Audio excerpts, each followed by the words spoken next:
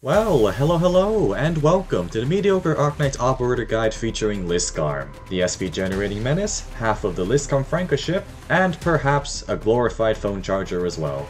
The subclass for this guide is the Sentinel Iron Guard Defender. Blocks 3 enemies as per usual for defenders. Not only is the subclass name a mouthful to say, it's got a slightly extended attack range and is the only defender subclass as of the making of this video that can hit air targets. Does it mean you should rely on them for shooting down airborne enemies?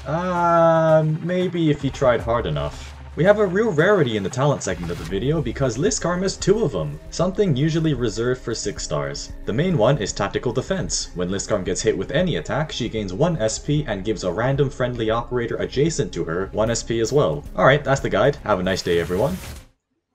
Okay, maybe not just yet, but this talent is essentially the one thing you want to know about Liskarm. Her ability to give herself and other operators more SP, sometimes called an SP battery. The SP generation is not tied to if Liskarm is able to receive the SP from her own talent. In other words, even if Liskarm's skill is active, getting hit still gives SP to the other adjacent operators. It's just that Liskarm doesn't get any because that SP has nowhere to go. This logic also applies to the adjacent unit. If the SP from Liskarm is nowhere to go due to a full skill gauge or it being active, they just don't get it. This talent also effectively halves Liskarm's skill cost because both of them charge via getting hit. So you're getting 1 SP from that defense charge type and another due to her talent. Alright, there's a second talent. Thunder Resistance. Grants up to 13 bonus arts resistance. Just a nice bonus to Liskarm's tanking capabilities, which given what you're probably going to do with her, it's pretty desirable. On to the first skill, Charge Defense, which negates the next incoming attack and increases defense by up to double for 8 seconds. For a defender, this skill is great. It simply makes Liskarm more durable, which is one of the traits you should expect out of a defender.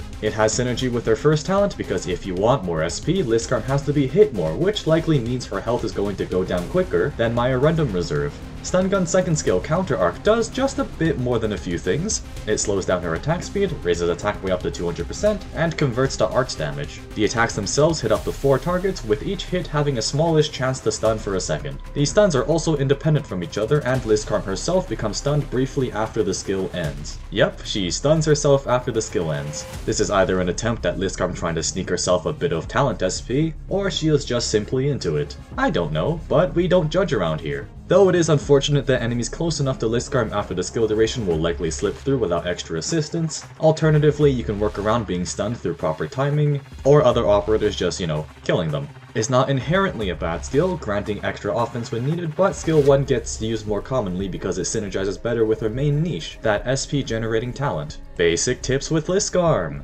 Well, if there's one takeaway from this video, it's this.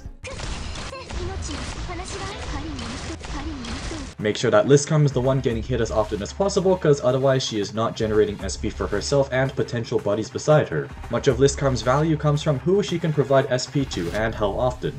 Pick a good spot and try to deploy her last because of the whole thing with enemies targeting the latest deployed operator within range. Though this probably already applies to a good number of bulky operators, it applies to Liskarm especially. On the SP charged partner end, here are a few rough suggestions on who you could want as that partner. Find out what works for you. You might also want to stick with only 1 operator as Liskarm's SP generating buddy, maybe 2 at most, as any more might reduce the consistency of who gets the SP at what time, and as a result, the skills expected to be charged quicker might not come as often as you think.